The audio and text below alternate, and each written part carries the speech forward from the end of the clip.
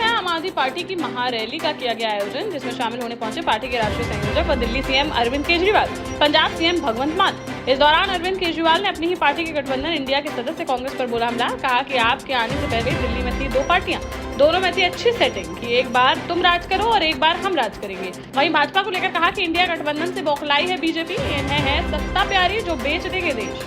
साथ ही केजरीवाल ने मंच से एमपी की जनता को दी 10 गारंटियां। खरगोन से पूर्व सांसद व बड़वाहा विधानसभा सीट से विधायक रहे ताराचंद पटेल का सोमवार को हार्ट अटैक के कारण हो गया आकस्मिक निधन।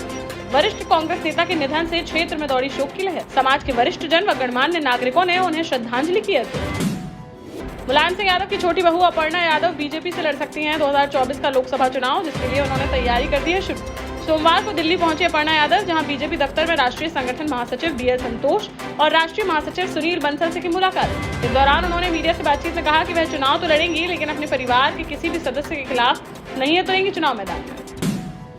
गुना जिले के चाचौड़ा सीट से बीजेपी की पूर्व विधायक ममता मीणा ने पार्टी छोड़ने का कर दिया बड़ा ऐलान, जहां पार्टी द्वारा प्रियंका मीणा को प्रत्याशी बनाए जाने से नाराज होकर वह मंगलवार को भोपाल में पार्टी प्रदेश अध्यक्ष को सौंपेगी अपना इस्तीफा और फिर 20 सितंबर को दिल्ली जाकर आम आदमी पार्टी की सदस्यता कर सकते हैं ग्रहण। सोमवार से उन्होंने अपने क्षेत्र में सैकड़ों समर्थकों के साथ निकाली जनादेश यात्रा और घर घर जाकर लोगों से वोट देने की अपील। सोमवार को जन आशीर्वाद यात्रा में शामिल होने के लिए बुंदेलखंड के सागर पहुंचे सीएम शिवराज सिंह चौहान, जहां उन्होंने सागर जिले की सुर्खी विधानसभा में कॉलेज खोलने का किया ऐलान। साथ ही कहा कि खेत में ट्रांसफार्मर रखने के लिए अनुदान योजना की मंगलवार से करेंगे शुरुआत। बोले बीजेपी की सरकार आने पर लाडली बहनों को 450 रुपए में मिलेगा गैस सिलेंडर और घर से वंचित लोगों को सीएम आवास योजना के तहत मिलेंगे पक्के मकान। झांसी में बुंदेलखंड औद्योगिक प्राधिकरण के लिए चयनित 33 गांव के किसानों ने सोमवार को निकाला 4 किलोमीटर लंबा पैदल मार्च, जहां हाथों में तख्तियां लिए किसान नारेबाजी करते हुए बढ़ रहे थे आगे। उनकी मांग है कि इन 33 गांवों के बढ़ाए जाएं सर्कल रेट। सितंबर के पहले सप्ताह में प्रशासन ने जमीनों के दाम में 20% तक बढ़ोतरी कर नए सर्कल रेट किए थे जारी। कलेक्ट्रेट पहुंचकर डीएम को सौंपा ज्ञापन। साथ ही चेतावनी देते हुए कहा कि अगर 1 महीने में उनकी नहीं मानी गई मांगे तो किया जाएगा चक्का जाम।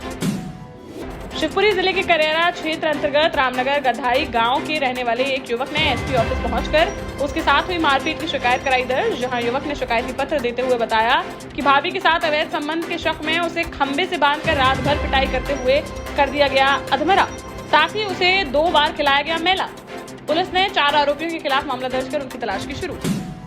जालौन के उरई कोतवाली थाना क्षेत्र अंतर्गत रामनगर में बीती रात गैस सिलेंडर लीक होने के कारण एक घर में अचानक से लग गई आग, जिसकी चपेट में आने से दंपत्ति बुरी तरह से झुलसकर हो गए घायल, जिस पर बेटी ने पड़ोसियों की मदद से किसी तरह उनकी आग बुझाकर तुरंत इलाज के लिए अस्पताल में कराया भर्ती, जहां चिकित्सकों ने प्राथमिक उपचार के बाद हालत गंभीर होने पर उन्हें झांसी मेडिकल कॉलेज के लिए कर दिया गया रेफर। टीकमगढ़ जिले में गौवंश की दुर्दशा के मुद्दे पर सोमवार को साधु संतों ने कलेक्ट्रेट के सामने लगा दिया लंबा जाम, जहां गौ सेवकों के साथ बीच सड़क पर धरने पर बैठ गए बुंदेलखंड पीठाधीश्वर महंत सीताराम दास महाराज। इस दौरान सड़क के दोनों ओर से वाहनों की कतारें लगने से करीब 1 घंटे तक कलेक्ट्रेट के सामने लगा रहा जाम। एक गाय की मौत होने पर नगर पालिका ने गाय को उठाने के लिए भेज दिया था कचरा वाहन, जिसकी जानकारी होने पर गौ सेवकों में देखने को मिला भारी आक्रोश। मौके पर पहुंचे अधिकारियों ने किसी तरह उन्हें समझा बुझाकर कराया शांत, तब जाकर खुल सका जाम।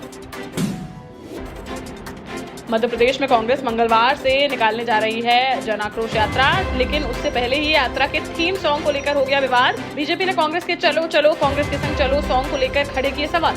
आरोप लगाया कि कांग्रेस ने पाकिस्तान के इमरान खान की पार्टी पीटीआई का चुराया है थीम सॉन्ग। वहीं कांग्रेस ने पलटवार करते हुए कहा कि राजस्थान में भी ऐसा ही गाना बीजेपी के प्रचार अभियान का रहा है हिस्सा। वह किस गंदे चेहरे से कांग्रेस पर लगा रहे हैं आरोप। मध्य प्रदेश के खंडवा में ओमकारेश्वर बांध के गेट खोलने के बाद नर्मदा में आई बाढ़ में बह गई दुकानें, घर और आश्रम। ओमकारेश्वर में नर्मदा घाट से करीब 50 मीटर दूर तक का डूब गया इलाका, जिस पर 127 लोगों को करना पड़ा रेस्क्यू। लोगों ने आरोप लगाया कि शुक्रवार को मुख्यमंत्री ने ओमकारेश्वर में आदि गुरु शंकराचार्य की प्रतिमा का किया था निरीक्षण। सीएम के सत्कार के कारण प्रशासन ने जानबूझकर रोका बांध का पानी और उनके जाते ही रात में खोल दिया पानी, जिस कारण आ गई है बाढ़। झांसी में नवजात बच्चे की मौत होने पर परिजनों ने कर दिया हंगामा, जहां प्रसव पीड़ा होने पर गर्भवती महिला को महोबा के सरकारी अस्पताल में कराया गया भर्ती, जहां रविवार को बच्चे की अचानक से बिगड़ गई तबीयत, जिस पर डॉक्टरों ने झांसी मेडिकल कॉलेज के लिए कर दिया रेफर।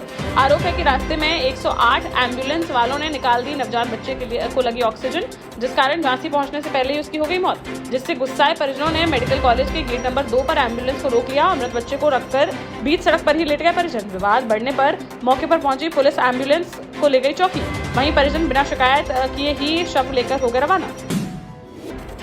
झांसी के बबीना में छावनी बाग के राज के नाम से प्रसिद्ध मूर्ति की पंडाल में हर वर्ष की भांति इस वर्ष भी भव्य स्वागत कथा का किया जा रहा है आयोजन, जिसको लेकर सोमवार को त्रिलोकनाथ मंदिर में बड़े ही धूमधाम से निकाली गई कलश यात्रा। नगर के प्रमुख मार्गों से होती हुई निकली कलश यात्रा का जगह जगह किया गया भव्य स्वागत। वहीं नगर में 21 सितंबर से श्री 1008 गणेश मंदिर परिसर में गणेश चतुर्थी के उपलक्ष्य में 3 दिवसीय धार्मिक कार्यक्रमों का भी होगा आयोजन, जिसको लेकर कार्यक्रम आयोजकों ने बैठक कर पत्रकारों को दी जानकारी।